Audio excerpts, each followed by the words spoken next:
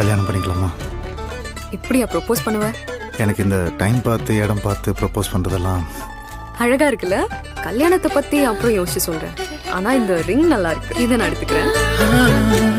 நீ எல்லாம் நாழிகை தீயில் வேகும் ஓர் நிலை கூடவே நீ வர கூறு நீயும் யோசனை